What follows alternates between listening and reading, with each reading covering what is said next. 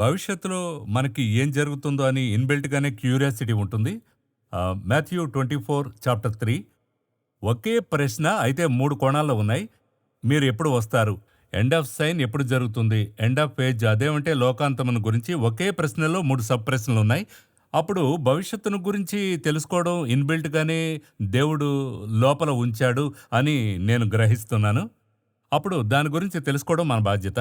అయితే అది తెలుసుకొని మనం ఆయత్తపడుతున్నామా, భయపడుతున్నామా అనేది ఒక ప్రశ్న. ఎలా దీన్ని అర్థం చేసుకోవాలి? ఎందుకంటే ఈ ప్రశ్న మాథ్యూ 24లో ఉంది. సమాధానం ఉంది, బదులుంది. గత ఒక వారంగా ఇదే చదువుతూ ఇది ఒకవైపు రివల్యూషన్ వైపు వెళుతుంది, ఒకవైపు డానియేల్ వైపు వెళుతుంది. అప్పుడు ఈ ఒక్క చాప్టర్‌లో ఎన్ని విషయాలు ఉన్నాయా అనే ప్రశ్న కూడా వస్తుంది. భవిష్యత్తు ఉంది. ఎలా అర్థం చేసుకోవాలి? మీరు భవిష్యత్తును ఎలా చూస్తున్నారనే దాంట్లో ఉంటుంది. అవును. ఏంటంటే రెండు ఇది 2 టర్మ్స్లో చెప్తాను నేను. ఒకటి, మనలను గుచ్చి దేవుడు మనకుంచిన ఫ్యూచర్ ప్లాన్. సరేనా? ఆదామును సృష్టించేప్పుడే దేవునికి భవిష్యత్తు ప్రణాళిక ఉంది. మనిషిని ఎందుకు సృష్టించాడు అని చెప్తున్నప్పుడు మలాకి 2:15లో దేవుని చేత సంతతి నొందవలెనని అతడు యత్నము చేశాను అని ఉంటుంది. సో రీజన్తోనే ఆ రీజన్ అనేది ఒకటి ఉంది కదా, అదే భవిష్యత్తు. మీరు చెప్తున్న భవిష్యత్తు. మనం ఈ భవిష్యత్తును ఏ విధంగా చూస్తున్నామంటే గాడ్స్ ప్లాన్. గాడ్స్ ప్లాన్తోనే ఉంది. ఇందులో మన దగ్గర ఎక్కడ సమస్య ఉందంటే ఆ గాడ్స్ ప్లాన్ ఏంటన్నది మనకు తెలియనిది, తెలుసుకునేది రెండున్నాయి. అయితే దేవుడు మనిషిని సృజించేప్పుడు ఆ ప్లాన్ తెలిసే సృజిస్తున్నాడు. పర్పస్ లేకుండా సృష్టించలేదు. వానికి తెలియాలి, ఆ మెథడ్తోనే తనను కలుగు చేశాడు. వానిలో ఇన్బిల్ట్ అది ఎలాగనేది నేను చెప్తా. ఇప్పుడు యేసుక్రీస్తు వచ్చినప్పుడు ఏం చెప్తున్నాడు? నశించిన దానిని వెదకి రక్షించుటకు మనుష్య కుమారుడు వచ్చాను. ఈ నశించిన దానిని అనే కాన్సెప్ట్ మీరు తీసుకున్నట్టయితే ఏవి ఆదాం పోగొట్టుకున్నాడు అనేది చూస్తున్నాం. ఆయన ఏవేవి పోగొట్టుకున్నాడు? ఆయన పండు తిన్న వెంటనే అన్ని కూడా ఆ సర్పం దగ్గర, అంటే అపవా దగ్గర పోగొట్టుకున్నట్టు చూస్తున్నాం. నాకేవి తెలియదని తెలిస్తేనే నేను వెతకగలను. సో తను పోగొట్టుకున్నాడు. అది పోగొట్టుకున్న వెంటనే ఇవి నేను తిరిగి వెదకి పొందుకోవడానికే వచ్చానని యేసు చెప్తున్నాడు. దీనికి మధ్యలో యేసు దగ్గర అపవాది ఏం చెప్తున్నాడు? ఈ లోక రాజ్యములు వాటి మహిమ నాకు ఇవ్వబడి ఉన్నాయి. అప్పుడు తనకి ఎలాగే ఇవ్వబడ్డాయి? ఇది దేవుడు ఆదాముకే కదా ఇచ్చాడు. ఇక్కడ నుండి అక్కడికి వెళ్ళింది. అప్పుడు వాటిని మరలా ఏం చేయాలి? యేసుక్రీస్తు తీసుకోవాలి. అది కాకుండా నాకు ఇవ్వబడినది అని క్రైస్తవ దగ్గర మాట్లాడుతున్నాడు. చాలా వ్యత్యాసంగా ఉంది. అప్పుడు ఆ పోగొట్టుకున్నవి వెతకడానికి యేసు వచ్చాడు అని చెప్తున్నప్పుడు అప్పుడు ఏవి ఆదాం పోగొట్టుకున్నాడో తెలిస్తేనే కదా కనిపెట్టగలము. తండ్రి పోగొట్టుకున్నది తీసుకుని రమ్మని చెప్తే తండ్రి పోగొట్టుకున్నది ఏంటో తెలియాలి కదా. అప్పుడు తను పోగొట్టుకున్నది ఏంటో యేసు మనకు చూపిస్తూ వస్తాడు. యేసు ఏది జయించుకుంటూ వస్తాడో అవన్నీ యేసు చూపుతూ వస్తాడు. ఒక మనిషి లోపల ఆదాముకి దేవుడు ఏది ఉంచాడో అది పోగొట్టుకున్నాడు. అందులో ఒకటే భవిష్యత్తును తెలుసుకోవడం, ఫ్యూచర్ ప్లాన్. తనలో ఉన్న ఏ విషయం అన్నది. ఎవరైతే దైవ మనుషులుగా ఉండారో వారికి ఆ ప్లాన్ తెలిసింది. అబ్రహాము దూరము నుండి చూచి వందనముచ్చేసి విశ్వాసము గల వారే మృతి నొందిరి. హెబ్రీయులకు 11లో ఉంటుంది. ఇప్పుడు ఆ మోషేని గూర్చి అల్పకాలము పాపభోగము అనుభవించట కంటే దేవుని ప్రజలతో శ్రమ అనుభవించట మేలని యోచించి, యోబు నా విమోచకుడు సజీవుడు అంటున్నాడు, నా మట్టుకు నేనే చూచెదను, మరి ఎవరునూ కాదు. యాకోబు తన కుమారులను పిలిపించి మీరు కూడి రమ్మంటున్నాడు. అంత్య దినాలలో మీకు సంభవించేది తెలియజేస్తానంటాడు. అపోస్తలుడు యోహాను ఏమంటున్నాడు? ఇది చివరి కాలమై ఉంది, ఇక రానున్న కార్యాలు వాటిని తెలుసుకుంటున్నాడు దేవుడు చెప్తున్నాడు. అపోస్తలుడు పౌలు చెప్తున్నాడు, ఇక సంభవించే కార్యాల గురించి తెస్సలోనికైలకు రాస్తున్నాడు. అలాగుంటున్నప్పుడు ఈ ఫ్యూచర్ ప్లాన్ అని మనం చెప్పేటువంటిది దేవుని ప్రణాళిక అని మనం చెప్పేది. ఇది అట్లే మనం తెలుసుకోవడం అన్నది ఈచ్ అండ్ ఎవ్రీబడికి గాడ్ ఇన్బిల్ట్ గా ఉంచింది. ఇది ఆదాం పోగొట్టుకున్నందువల్ల, ఆదాం నుండి మనం వచ్చినందువల్ల మనం పోగొట్టుకున్నాం. ఇప్పుడు ఇది మనం తెలుసుకోవడానికి మనం ఏం చేయవలసి ఉందంటే పలు కార్యాలు మనం తెలుసుకోవలసి ఉన్నాయి. ఓకేనండి. సో దేవుని ప్రజలకి తెలియజేయడానికి దేవుడు ఏం చేస్తున్నాడు? డైరెక్ట్ గా మాట్లాడుతున్నాడు. ఇప్పుడు మోషేతో దేవుడు చెప్తాడు, అన్ని ఎలాగ ఏంటనేది చెప్తాడు, తెలియజేస్తాడు. అవును. అటువంటి ఒక రిలేషన్షిప్ లో ఉన్న వాళ్ళకి అది తెలుస్తోంది. సో రిలేషన్షిప్ లో ఉండేవారికి అది తెలుస్తుంది. ఇప్పుడు అలా కానివాణిని దేవుడు పోగొట్టుకోవాలనుకోవడం లేదు. వీళ్ళు తెలుసుకోకుండా వెళ్ళి ఇబ్బంది పడకూడదు. ఫర్ ఎగ్జాంపుల్, మంచి డ్రైవర్ అయి ఉంటాడు, అతను కళ్ళు మూసుకుని డ్రైవ్ చేయగలడంటారు. అటువంటి డ్రైవర్ అతడు. క్రితము ఊర్లలో చెప్తుంటారు, సంతకెళ్లేవాళ్ళు ఆ కాలంలో, అప్పుడు ఈ ఎడ్ల బండ్లే సంత ముగించుకుని ఆ సాయంకాలం ఎండ్ల బండి ఎక్కి నడిపేవాడు పడుకుంటాడట. మేలుకొని బండి నడపడు, ఎడ్లు ఆ బండిని ఇంటికి చేరుస్తాయి. ఆ స్థాయికి కాన్ఫిడెన్స్. ఎద్దు అంత దూరానికి కరెక్ట్ గా అర్థం చేసుకుంటుంది. ఆ విధంగా అర్థం చేసుకున్న ప్రజలున్నంత వరకు దేవుడు నేరుగా మాట్లాడాడు. ఇప్పుడు వేరొకడు సరి అయిన డ్రైవర్ కాడు. ఆయన మన డెస్టినేషన్ వెళ్ళి చేరాలి, మనం డెస్టినేషన్కి వెళ్ళాలి. అప్పుడు తనకేం చేస్తున్నాడంటే ఇతనికి నడపడం నేర్పిస్తాడు. ఆ విధంగా దేవుడు ఫ్యూచర్ గురించి మనకి చెప్పిస్తాడు. అందులకు ఆయన యూజ్ చేసిన మెథడ్స్ అందులో ఒకటి వేదవాక్యం, ఇందులో భవిష్యత్తును గురించి మాట్లాడతాడు. ఉమ్, ఇంకొకటి ప్రాఫెసీ అని చెప్తాం, దీర్ఘదర్శనం అలా మాట్లాడటం, అవును దాన్ని చెప్తున్నాడు. పాత నిబంధనలో ఊరిము తుమ్మిము అంటారు, యాజకుని డ్రెస్ మీద ఉంటుంది. అవును సో దాని ద్వారా మాట్లాడుతుండేవాడు. ఇలా దేనితోనైనా దేవుడు మనిషికి ఫ్యూచర్ గురించి అలా నేరుగా చెప్తాడు. యెషయాలో ఉమ్, రాగల వాటిని గూర్చి నన్ను అడుగుదురా, నేను మీకు ప్రత్యుత్తరం ఇచ్చేదానంటాడు. నా వద్ద అడుగుడి, నా వద్ద అడుగుడి, నా వల్లే మీకు చెప్పే దేవుడు వేరెవరున్నారని అడుగుతాడు. మరి నా వద్ద విచారించండి అని దేవుడు చెప్తున్నాడు. అయితే మనం వెతకి వెళ్లే ఒక గ్రూప్ ఒకటి ఉంది కదా, అదే వీరు ఆయన దగ్గర అడగాలి. ఇప్పుడు నా వద్ద విచారించండి, మీతో ఒక అడగండి. విషయం చెప్పాలంటే మీ దగ్గరికే కదా నేను రావాలి. అవును. మీ ఆఫీస్ దగ్గర రావడానికి కుదరలా. అవును నేనేం చేస్తున్నాను, అశ్విన్ దగ్గర పొందాల్సింది వేరెవరి దగ్గరైనా పొందొచ్చా అని చూస్తాను. ఉమ్, ఏంటంటే అశ్విన్ దగ్గరే దొరుకుతుందా? ఉమ్, లేదు, అశ్విన్ దగ్గరే దొరుకుతుంది. ఉమ్, ఎందుకంటే దానికి ఆయనే. ఇప్పుడు మీరు చూడండి, ఈ ఊరు బ్రాండ్ పేరు పెట్టి విదేశాల్లో కొన్ని కంపెనీల పేర్లు ఉంటాయి. అవును అయితే ఇక్కడ కొనడానికి అక్కడ కొనడానికి డిఫరెన్స్ ఉంటుంది. కరెక్ట్. అవునా? ఒరిజినల్ బ్రాండ్ కొనడం ఆ అవును. విధంగా, గాడ్ దగ్గర కొనే బ్రాండ్ ఆ విధంగా. ఇప్పుడు వీళ్ళేమనుకుంటున్నారు, వేరే ఎవరి ద్వారానైనా వెళ్ళి కొనగలమా? అదొక గ్రూప్ అది వెతుకుతున్నారు. అధిక శాతమైన గ్రూప్ అదే వెతుకుతుంది. ఓకే. అప్పుడు ఈ రానున్న కార్యాలు తెలుసుకోవడానికి, భవిష్యత్తులోని కార్యాలు తెలుసుకోవడానికి యేసును ఎరగని వారు వేరొక వైపు ఎదుగుతున్నారు. అవును, వచనం ఇక్కడుంది, నా వద్ద అడగండి అని చెప్పాడు, ఆయన ఇస్తున్నాడు. అయితే ఇంకొక ఉపమానంలోనూ చాలా అద్భుతంగా చెప్తున్నాడు కదా, ఆ ఒకనికి ఒకటి ఇచ్చాడు, ఒకనికి ఆ ఒకటి ఇచ్చాడు కదా, నీవు కఠినమైన వాడవని నాకు తెలుసును. అతను చెప్తున్న నేను స్టేట్మెంట్ అది యూసే చేయలేదు, ఆ, జాగ్రత్తగా పెట్టా. అప్పుడు తన తండ్రిని గురించి ఒక రాంగ్ అయిన అర్థం చూడండి, ఎంతగా అది అనుకుంటేనే అది. నాకు ఆశ్చర్యంగా ఉంది. ఒక పార్ట్ తెలుస్తుంది, ఒక పార్ట్ తెలియడం లేదు. ఆ, ఈయన కఠినస్తుడని తెలుసు, అవును అయితే మల్టిప్లై చేయకపోతే శిక్షిస్తాడని తెలియదు. అదే ఇక్కడ సమస్య. చూడండి ఎలా ఉందో. ఇప్పుడు ఇక్కడ ఏంటి సమస్య అని చూసినట్లయితే, వీళ్ళు ఫ్యూచర్ గురించి తెలుసుకోవడం. సరే, ఇవన్నీ ఓల్డ్ టెస్టిమెంటే అనుకోండి. న్యూ టెస్టిమెంట్లో ఎంతో స్పష్టంగా యోహాను 16వ అధ్యాయంలో, నేను వెళ్ళి మీ యొద్దకు ఆదరణకర్త పంపుదును, ఆయన వచ్చి సర్వసత్యంలోనికి నడిపించును అంటే కూడా పర్వాలేదు.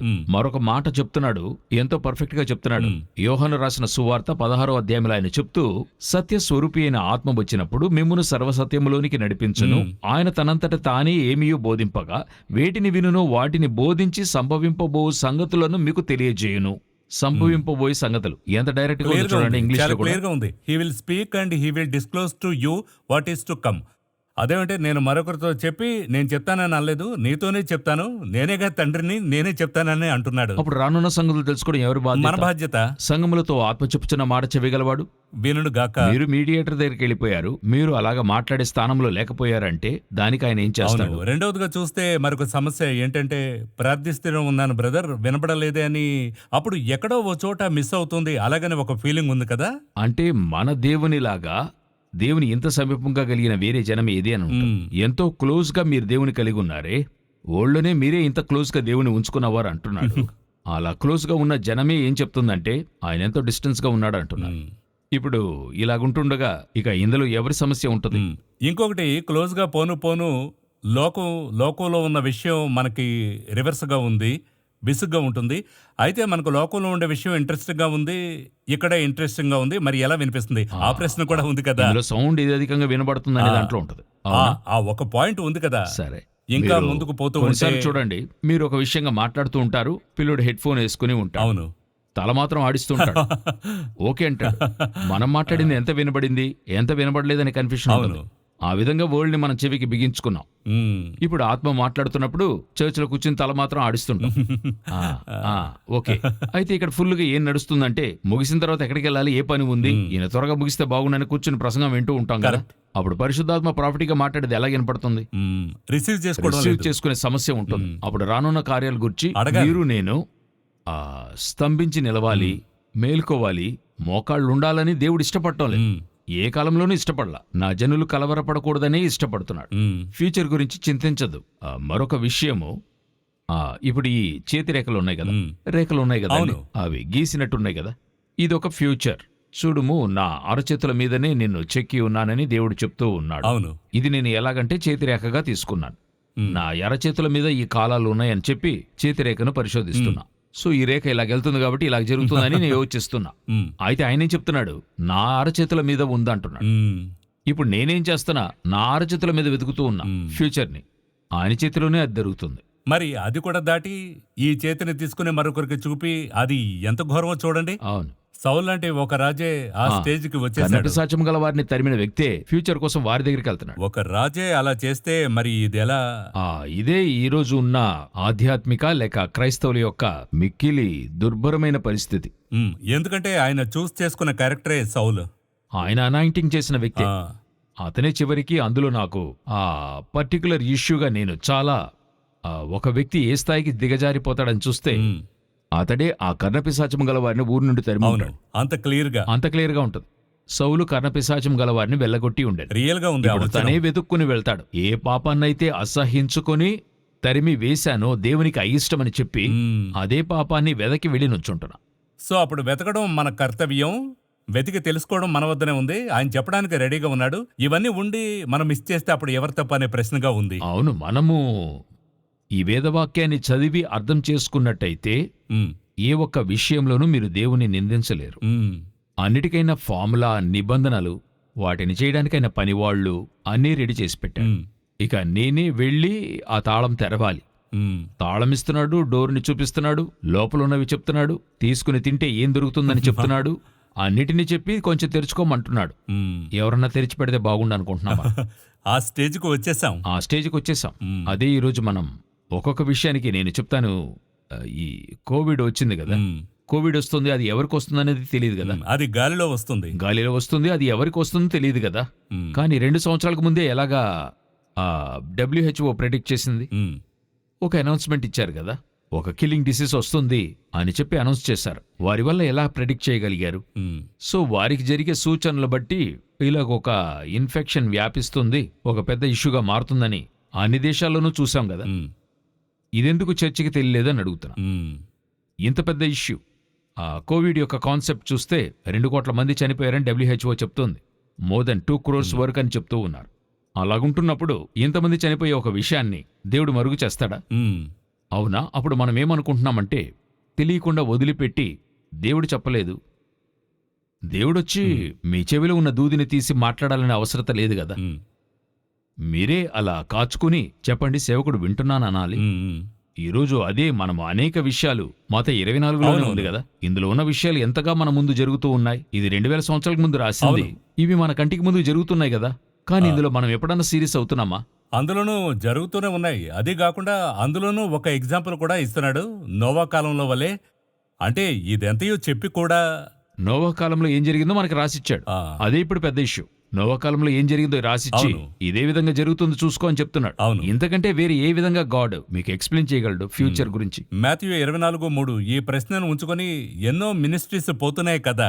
బైబిల్ కమెంటరీ రాసిన వ్యక్తి అంటున్నాడు, ఓల్డ్లో మరి బైబిల్లో ఉన్న ప్రాఫెసెస్ కి 20% ప్రాఫెసెస్ వచ్చి ఈ ప్రశ్నకైన జవాబుగా ఉందట. ఇదే కార్యము లూక్ 21లోనూ ఉంది. సో ఈ క్వశ్చన్కైన జవాబే ఆల్మోస్ట్ 20% సెకండ్ కమింగ్ అయిన ప్రాఫెసెస్ గా ఉన్నాయని రాస్తున్నాడు. సో అన్ని విషయాలు ఇందులో ఉన్నాయి. ఈ రోజు మనం వివరించే విషయం ఏంటంటే, కింగ్డమ్ అగేన్స్ట్ కింగ్డమ్.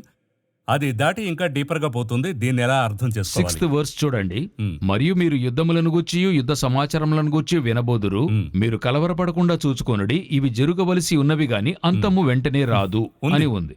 అనేక మంది ఇది ఎలాగ తీసుకుంటున్నారు, ఈ వర్డ్ని నేను ఎక్స్ప్లెయిన్ చేస్తాను. వీళ్ళు ఎలాగ తీసుకుంటున్నారంటే, మీరు యేసు రానై ఉన్నాడు, అన్ని ముగింపు నాకు వస్తున్నాయి అంటున్నారు. అయితే వాక్యం ఏం చెప్తుంది? అంతము వెంటనే రాదు. అట్లే క్వైట్ ఆపోజిట్ గా ఉంది. మీరు చెప్పిన దానికి ఇక్కడ రాయబడింది. ఎందుకంటే గందరగోళం అని కొంతమంది అడుగుతున్నారు. కొందరేమంటారంటే, ఆయన అంతమును గూర్చి యాక్చువల్ గా చెప్పింది అటువంటి జరగదు, అంతము రాదు, యుద్ధం వచ్చినా అంతము రాదు అంటున్నాడు. ఇది ఏ అంతము అన్నది మనం చూడాలి ఇప్పుడు. అదే ఇక్కడ ఇంపార్టెంట్. ఆ 3వ వచనంలో క్వశ్చన్ ఏంటి? వారు అడిగిన ప్రశ్న ఏంటి? అవును, యుగ సమాప్తికి సూచనలు ఏవి? అవును, రాకడకు యుగ సమాప్తికి ఈ క్వశ్చన్ ఎలా చదవాలంటే 3 క్వశ్చన్స్ ఉన్నాయి. ఉన్నాయి కదండి. అది ఎలా వేరు చేసి చదవాలి? నీ రాకడకును యుగ సమాప్తికి సూచనలు ఏంటి? అలా విడదీసి చదువుతున్నప్పుడు ఫస్ట్ నీ రాకడకైన సూచనలేవి, రెండవది ఈ యుగ సమాప్తికైన సూచనలేవి.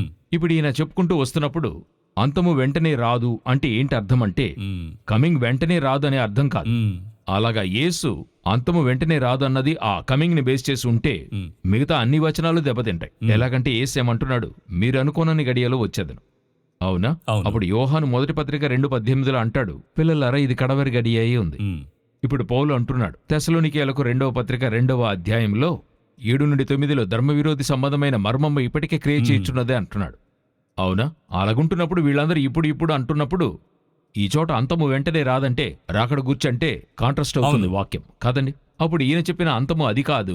దానికి పైన ఉన్న వాక్యము 3వ వచనములో ఉమ్, అక్కడ ఆ ఏజ్ ముగియడం గురించి వాళ్ళు అడుగుతున్నారు. అవును. అలాగే ఉంది కదా. అవును, మీరు చెప్పినట్లే at the end of the age. End of the age. ఆ ఎండ్ ఆఫ్ ది ఏజే ఇప్పుడు రాదని చెప్తున్నాడు. కమింగ్ రాదని చెప్పడం లేదు. ఆ అవగాహనని ఎక్స్ప్లెయిన్ చేయాలనుకున్నాను. అనేక మంది కమింగ్ జరగదు, యేసు అంతము వెంటనే రాదన్నాడే, అప్పుడు ఇంకా లేట్ అవుతుంది. ఆహాహా, ఆయన రాకడ గురించి అక్కడ చెప్పలేదు. మీరు అడిగిన అంతం ఏది? యుగ సమాప్తి, ఏజ్. ఈ యుగ సమాప్తి అన్నది ఏంటి? దీనిలోనూ రెండున్నాయి. యుగ సమాప్తి వేరే, భూమి అంతము వేరే.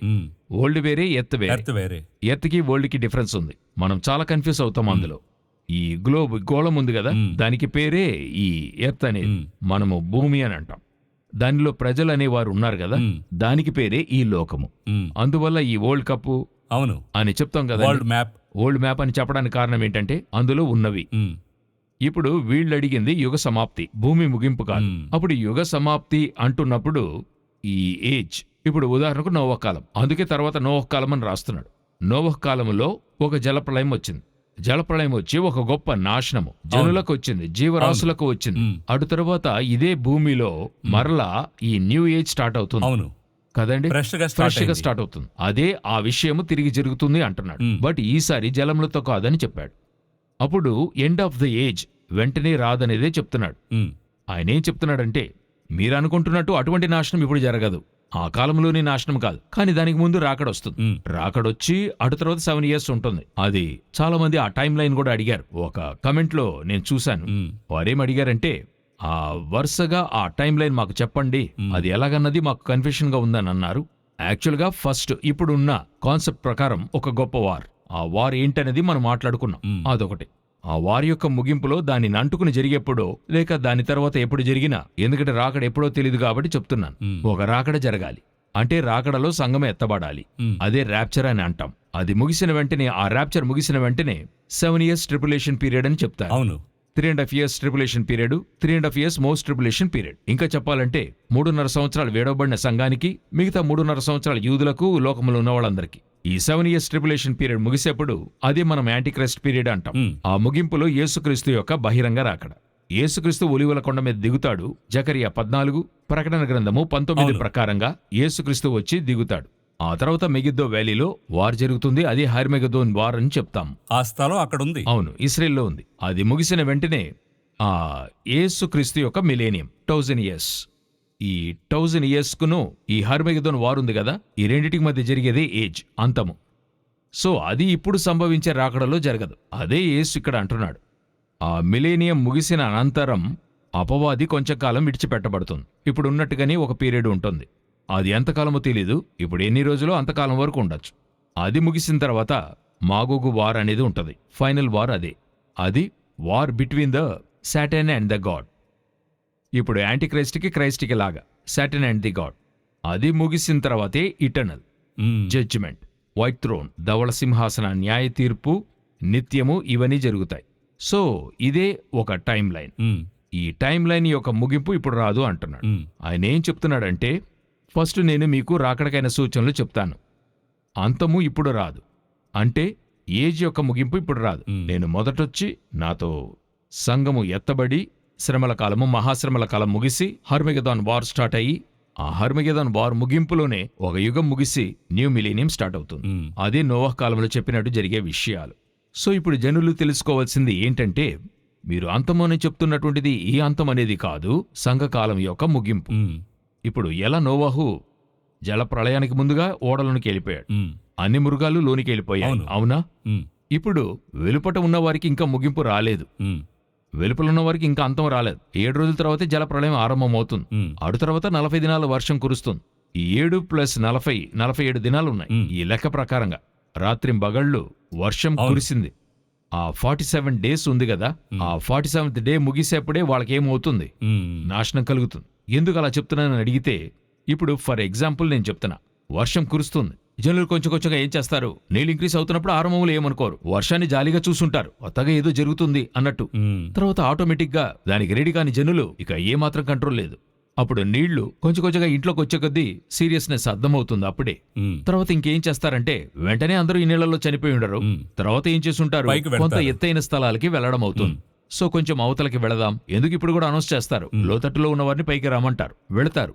చివరికి మనుషులు ఎక్కడికి పరిగెత్తికెళ్ళి ఉంటారు, కొండపైకి. ఇప్పుడు యేసుక్రీస్తు మత్తయి 24 చెప్పింది చూడండి. ఇలా జరుగుతున్నప్పుడు యూదయలో ఉండువారు కొండలకు పారిపోవలను అని 16 వచనంలో ఉంది. అవునా? సో సేమ్ ఆ కాలంలో జరిగినట్టే ఫైనల్ స్టేజ్ ఎక్కడికి వెళ్తారు, కొండలకి పారిపోతారు. ఇప్పుడు నోవహ్ కాలంలో ఏ విధంగా జరిగిందంటే ఆ పర్వతములు మునిగేంతగా జలములు నిండాయి. అవును. అటు తర్వాత ఎక్కడికి వెళ్తాడు, ఎక్కడికి వెళ్ళలేరు. ఇంతటి నాశనము 47 రోజుల్లో జరిగింది. అటు తర్వాత నీళ్లు ప్రచండముగా ప్రబలుతూ ఉంది. ఆ ఊటల నుండి బయలుదేరినవి క్లోజ్ అవ్వలేదు. నీళ్లు అలా ఇంక్రీస్ అవుతూనే వస్తున్నాయి, కింద కూడా పై నుండి వస్తుంది, క్రింద నుండి వస్తుంది. సో నీళ్లు ప్రవహిస్తూనే ఉన్నాయి, అట్లే ఇంక్రీస్ అవుతూ ఉండింది. ఎంత దూరానికి ఇంక్రీస్ అయిందంటే పర్వతములు మునిగేంత వరకు, ఆ 15 మూరల ఎత్తు వరకు, దాదాపు 22.5 అడుగులు. ఎవరెస్ట్ కి పైన 22 అడుగులంటే లెక్కేయండి. ఫ్లైట్ కంటే ఆ స్టేజ్ కి అంత నీరు పైకి వస్తోంది. అంత దూరానికి మూసివేయబడ్డాయి, ఫుల్ గా మునిగింది. ఇప్పుడు కూడా రీసెంట్ గా ఏదో ఒక ఆ మౌంటైన్ పీక్ లో, హిమాలయస్ సరిగ్గా జ్ఞాపకం లేదు, అందులో చూసినట్లయితే ఆ వేల లెక్కల్లో ఆ చేపల యొక్క ఇది తీశారట. ఆ గడ్డగట్టిన ఇవి అంటారు కదా, మంచులో ఫ్రోజన్ అయింది. ఎలాగ ఈ పర్వతం మీద ఇంత హిమాలయస్ మరి ఏదో ఆ శిఖరం మీద ఎలా ఇన్ని చేప ములులు ఉన్నాయి, అవి వాటి కార్యాలు ఉన్నాయని, ఏదో ఒక విషయం జరిగింది అక్కడ. జరిగింది. దీనికి జవాబు వేరే ఏ సైన్స్ లోనూ లేదు. ఒకటి బైబిల్లో ఉంది, పర్వతములు మునిగేంత వరకు జలాలు వచ్చాయనేటువంటిది. సో ఇటువంటి కాన్సెప్ట్ అంతా జరిగింది, కొండ మీదకి పరిగెత్తడం. అదే విధంగా ఇప్పుడు నాశనం అన్నది ఒకే రోజులో స్టార్ట్ అవ్వదు, కొంచెం కొంచెంగా జరగన ఆరంభం అవుతుంది. జనులు అందులో నుండి వారిని కాపాడుకోవడానికి వెనువెంటనే వారు ఏం చేస్తారని అడిగితే ఉపాయములను పన్నుతారు. ప్రయత్నాలు చేసి చిట్ట చివరిగా 7 years ముగింపులో, హర్మగెదోన్ వార్ ముగింపులోనే మనం చేసేది తప్పు, ఇక బ్రతికే అవకాశం లేదని దేవుని వెతకనారంభించినప్పుడు అవకాశం ఉండదు, అన్ని క్లోజ్ అయి ఉంటాయి. ఎందుకంటే నోవా లోపలికి వెళ్ళిన తర్వాత కదా ఇక్కడ మొదలైంది. అవును, అప్పుడు సంఘం ఎత్తబడిన తర్వాతే ఈ సంభవాలన్నీ జరుగుతాయి. అప్పుడు మనకేది ముగింపు, వాళ్ళకదే ముగింపు, మనకేది ముగింపు, ఆ లోనికి వెళ్లడమే ముగింపు. అది ముగిసిన వెంటనే లోనికి వెళ్ళిన తర్వాత తలుపు మూసాడు కదా, మన పని అంతా అయిపోయింది. ఇటు తర్వాత మనకు పనే లేదు. 21 సంవత్సరాలు నోహ్ లోనే కూర్చుని ఉన్నాడు. అప్పుడు నోహ్ ముగింపు అన్నది లోనికి వెళ్లడం, జనులకు ముగింపు అన్నది 47 రోజుల అనంతరం జరిగేది కదా. ఇందులోనే డిఫరెన్స్ ఉంది కదా. ఇదే ఆ డిఫరెన్స్ గా చెప్తున్నాడు, యుగ సమాప్తికిని నీ రాకడకును. అప్పుడు రాకడొచ్చినప్పుడు వెళ్ళిపోతాం, సంఘం వెళ్ళిపోతుంది. మన కాన్సెప్ట్ అంతటితో ముగిసింది, ఇదే ముగింపు అంటున్నాం మనకి. ఆ తర్వాత లోకానికి జరుగుతుంది కదా, అది వారికైనా ముగింపు. ఇది విడదీసి అది బాగించి అర్థం చేసుకుంటే చాలు. ఒక గ్రూప్ ఏమంటది, యేసు వెంటనే అంతము రాదంటున్నాడు కదా, నువ్వెందుకు ముగింపు వస్తుందంటున్నావు అని అడుగుతున్నారు. ముగింపు ఎవరికి ఏంటని చెప్పుకుంటున్నాం? 10th ఎగ్జామ్ వేరుగా జరుగుతుంది, +2 వేరుగా జరుగుతుంది. 10th ఎగ్జామ్ టైం టేబుల్ ఇచ్చిన వెంటనే నేనేం చెప్తాను, హై ఫైనల్ ఎగ్జాము, వెంటనే +2 వాళ్ళు అదెలా ఫైనల్ ఎగ్జామ్ అంటావు, ఇంకా చాలా సమయం ఉందంటే, అరే నీ గురించే చెప్పలేదు, వీడి గురించే మాట్లాడుతున్నా మనం చెప్తాం కదా. అవును, ఆ విధంగానే నేను సంఘానికైనా ముగింపునే మాట్లాడుతున్నా, లోక ముగింపును గురించి చెప్పడం లేదు. దానికి ఇంకా టైం ఉంది, అందుకే చెప్తాను. అది కాకుండా ఇది దాటి ఇంకొకటి ఉంది, ఏజ్ ముగింపు ఉంది, ఎత్ ముగింపు అనేది ఉంది. ఈ భూమే లేకుండా పోతుంది, అది జరుగుతుందంటే అది ఉంది బైబిల్లో. మొదటి ఆకాశము మొదటి భూమి గతించిపోయాను, క్రొత్త ఆకాశమును క్రొత్త భూమిని చూచితిని. ఈ రోజు రేపు అనే అవకాశమే లేదు.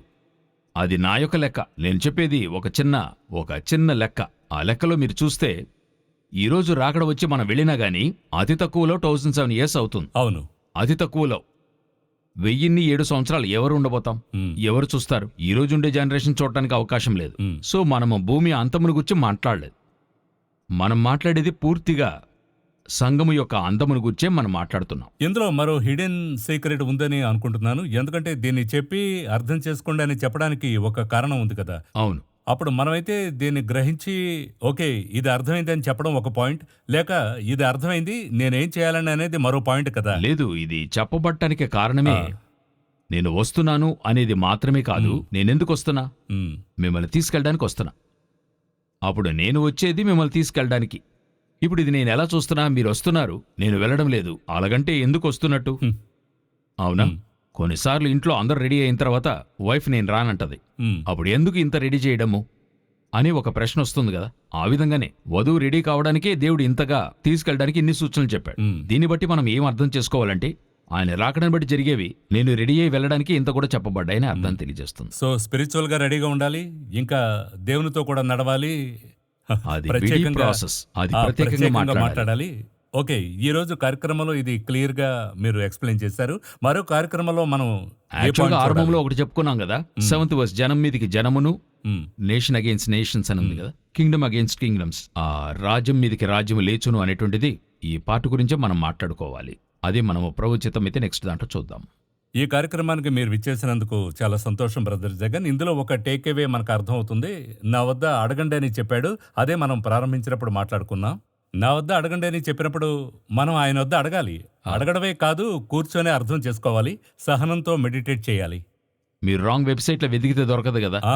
అందుకని ఆయన చెప్పడానికి రెడీగా ఉన్నాడు, మనం అడగడానికి సిద్ధంగా ఉన్నామా, అదొక పెద్ద టేక్ అవేగా చూస్తున్నాను. అంతేకాకుండా ఆయన వివరించి చెప్పాడు, ఎక్కడా వెతకనవసరం లేదు, వాక్యంలో ఉంది, బైబిల్లో ఉంది. వచనం అనేది వాక్యం శక్తివంతమైంది, అది క్యాచ్ చేస్తేనే పలు సొల్యూషన్స్ దొరుకును. ఈ కార్యక్రమానికి మీరు విచ్చేసినందుకు చాలా సంతోషం. మరొక ఎపిసోడ్లో మళ్ళీ కలుద్దాం. సంతోషం, వందనాలు.